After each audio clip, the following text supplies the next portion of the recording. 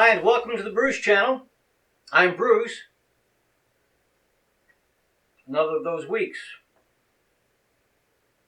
Something, isn't it? Last week we just barely got word that the crazy truck driver in Nice, France, and then, because it happened on Sunday, I could make no mention of the police officers shot in Baton Rouge.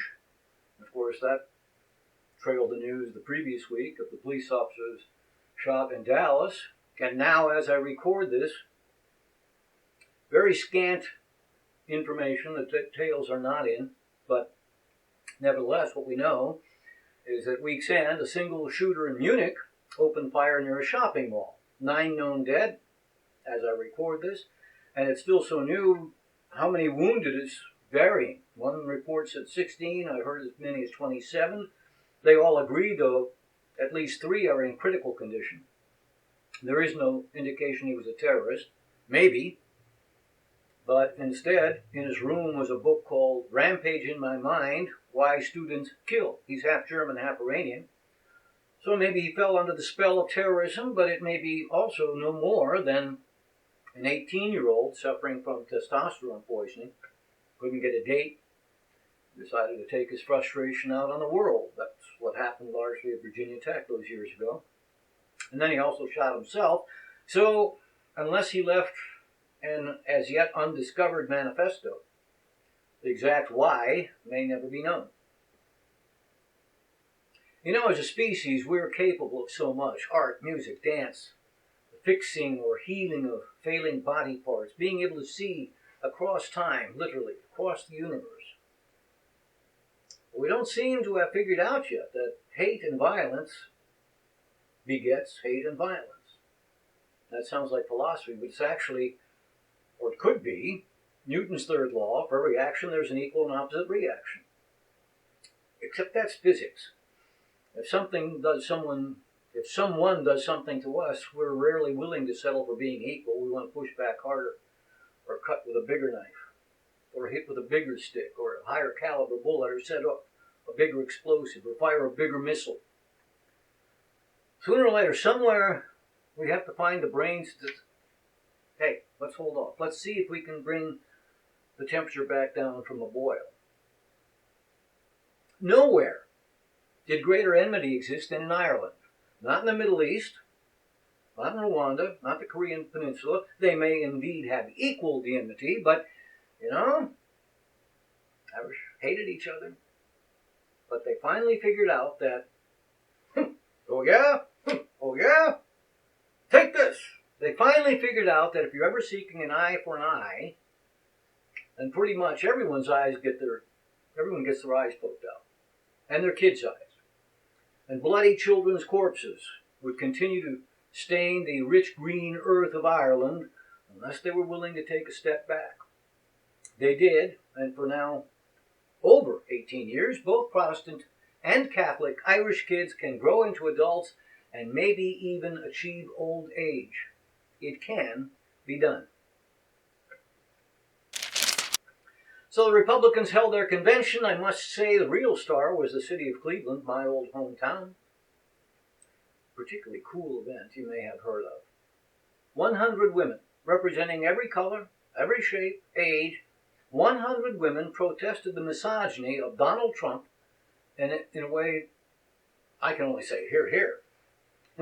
100 women, different sizes, shapes, colors, took their clothes off. Clearly, Cleveland rocks.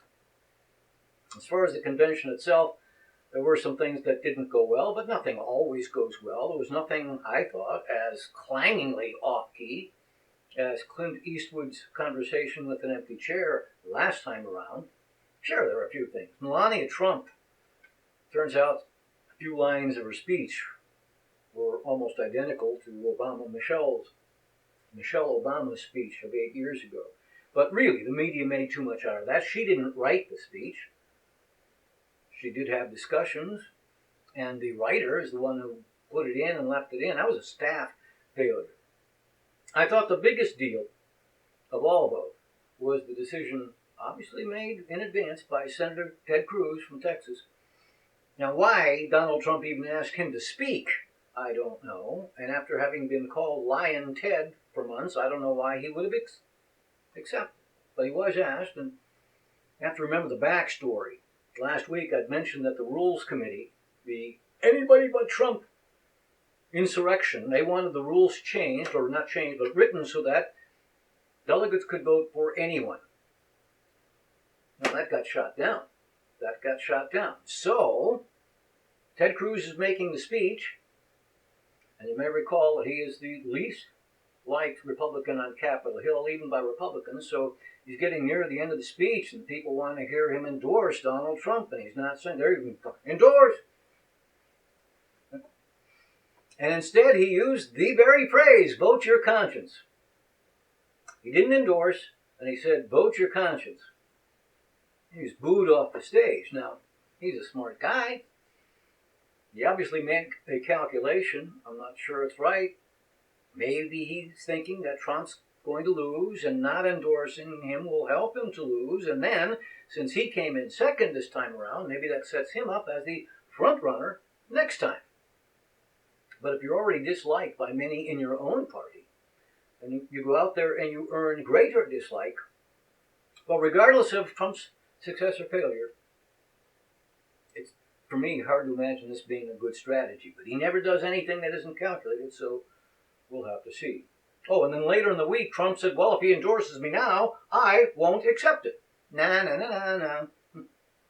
So the focus now shifts to the Democrats. They'll take center stage in Philadelphia, not missing a chance to seize the news. On Friday, the day after the GOP's dance ended, Hillary announced her choice for Veep, Virginia Senator Tim Kaine. I don't know a lot about him, but I live in North Carolina, neighboring Virginia, so some of the news from Virginia gets to us, certainly more than the news from Missouri. His time as governor didn't produce scandal, and the people of Virginia seem to like him. I guess that's why they elected him senator. Well, we'll see more of him next week. I suppose we shouldn't be surprised, but for the 14th, count them, 14th consecutive month, we have set another heat record, warmest June ever. The previous warmest June ever was just last year. You know what's really scary? 2015 is the warmest year on record, and it beat the previous warmest year, 2014. It is said that one of our greatest traits, the part of our intelligence that gave us the greatest chance of survival as a species, was our ability to recognize patterns. So, warmest year was 2014 and it's 2015, and the thing is, when you look at the comparisons between last year, the hottest ever, and this year, we're not only warmer, we're a lot warmer than last year. So, maybe you would think that, folks with the influence and the power would think about that. I know fossil fuels are big money. They lobby hard, don't they? And they have an incredible influence with politicians. But, when do we get to the point that money's not enough? I mean, I don't have kids, so for me, maybe I could take the money. But Bernie Sanders was right. One of the big issues in his campaign, he said that one of the biggest threats to global peace was climate change. And that's not to say it's a light switch. It's not the sort of threat that North Korea has with its nukes. But as it goes on and on and on, if fertile land becomes a desert, islands go out of existence because the oceans are rising, that is an unrelenting, irresistible force that will continue to churn unrest. You can't contain that forever. Now, personally, I can't see the warming other than in anecdotal ways, like 14 consecutive months. But climatologists can. And if they're right, then inevitably it will creep and churn and there will not be peace. If it is true, I won't live to see it. And I have no kids, so I've got no personal skin in the game. I think if I had kids or grandkids, though, I'd want to listen more to the scientists than those who answer the question, well, I'm not a scientist. But one thing I may miss out on, I'll be long dead, but years from now, people may witness women in Cleveland taking off their clothes in January. They may not have to wait for July. Hey, let me tell you about my book, Shrink. For most of my adult life, I weighed a little over 100 pounds, not much more than in this picture taken when I was about 17 and considering becoming a jockey. But as is often true, once I crossed into my 40s, extra weight came and it stayed. For years I tried to lose, instead gained, and ended up 153 pounds. And I'm embarrassed to show you this video. Then I learned that it isn't about calories and exercise, but instead it's about what you eat. You might say, sure, ice cream makes you fat. But there were surprises, things like orange juice not being such a wise choice if you're trying to lose weight. So I just made some basic changes to what I ate, not how much, and the weight just fell off. Now, nearly 3 years later, it is still off. And don't misunderstand, I'm eating foods I like, not bamboo shoots. Friends ask me how I did it so often, I put it in a book. It's available as an ebook for all platforms, and the print edition is available at barnesandnoble.com and amazon.com. Hey, you can shrink too. Okay, welcome back. Remember, you can write to us at thebrucechannel@yahoo.com. You can also see all of our previous episodes, almost all of our previous channels, all of our previous episodes at either tinyurl.com/BruceChannel, easy for me to say, or our Facebook page. So last week I mentioned cereality. I originally learned of it some years ago, and we've all experienced this. You might hear or read a word that you'd never encountered before, and then suddenly the next day you see it or hear it again.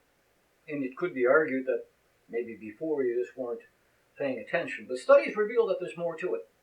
In fact, it's sort of related to chaos theory. When light comes to us, I almost said from the sun, from anywhere, when light comes to us, the little photons that make up a beam of light may not be orderly, like a marching band. Boom, boom, boom, boom. It may instead be boom, boom, boom, boom, boom, boom, boom, boom. Anyway, I had more cereality this week. String trimmer. Before you start it, you squeeze the little plastic bubble. You force air through the hoses, gas into the carburetor. Well, this week, my string trimmer needed a new bubble. So I said, well, this is standard. I can probably go anywhere and pick one up. Except the mower shop where I used to go used to be there and is not now. And the next nearest one is like 45 minutes away. So I said, well, I'll go to Amazon. They have everything. It'll be here in 2 days. But, okay, what am I going to order? What do you call that sucker? That took several minutes. I'm looking for the thing that turns out it's called a primer bulb. Duh, of course it is. Well, on a whim, then I checked and probably everyone. Lowe's, Home Depot, any DIY store. So I went to the store. Turns out there's a 3-pack. Easy fix. 2 days later, my tiller's primer bulb had similarly gone brittle and split. And then, before the week's end, a third device with a primer bulb. It needed to be replaced. So 1 week ago, I couldn't tell you what it was called. Now I can change them out with my eyes closed. All right, I mentioned Amazon a moment ago, and that thought coalesces a couple of other things.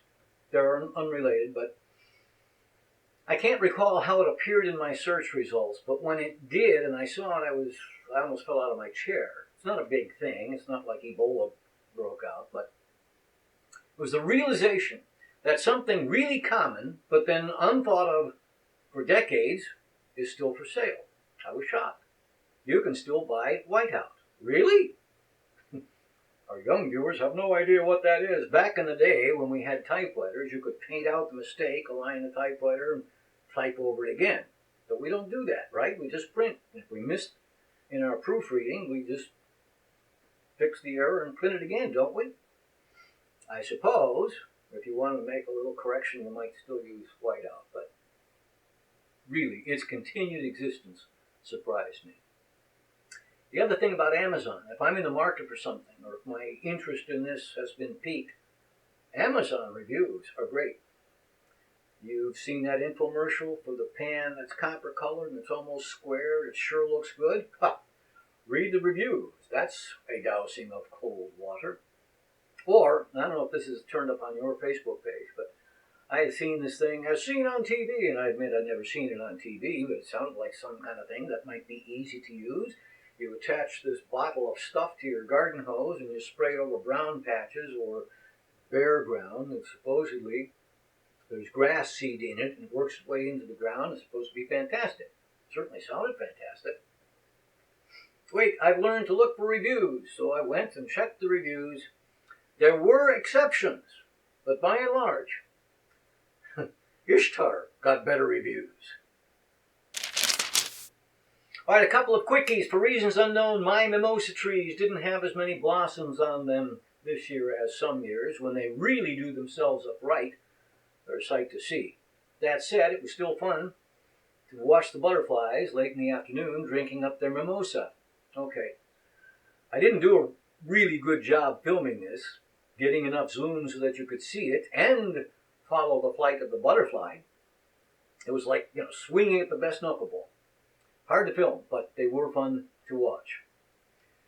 Someone had posted this the other day, and I thought it was cute enough to show you, so take a look, take a look.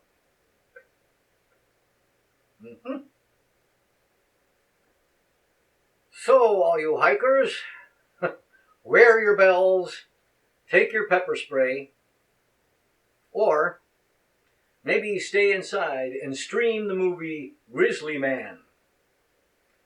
Lastly, look, I am not a paid spokesman. This is not an endorsement. It's merely a moment of wow. I have an assortment of gas cards, Exxon, Sunoco, Shell, BP, I've got them all. I wasn't paying close attention. Earlier in the summer, BP sent me something about a summer promotion. They've done this in the past. It's similar each year, but anyway, I wasn't paying it close attention. But it was something like, I used my BP card and asked me, so do you want to use your 5-cent discount today, or 12-cent, or 20-cent? And I said fill in the blank, because if you don't accept them, the next time the discount is even bigger. It accumulates. So the previous time, I said no. In fact, a couple previous times. You don't use a discount like that when your tank is, only needing a couple gallons, like last week for my South Carolina trip. I'm not going to use it for that. But near the end of this week, I was nearly empty. I hadn't planned on going to BP, but my destination included driving by a BP, so yeah, sure, I'll accept the discount. It had climbed to like 59 cents. True story. Take a look at the pic. Thursday this week, I paid $1.42.9. It won't be that big a discount next time, but for one brief shining moment, I felt 15 years younger. For one brief shining moment that was known as Camelot.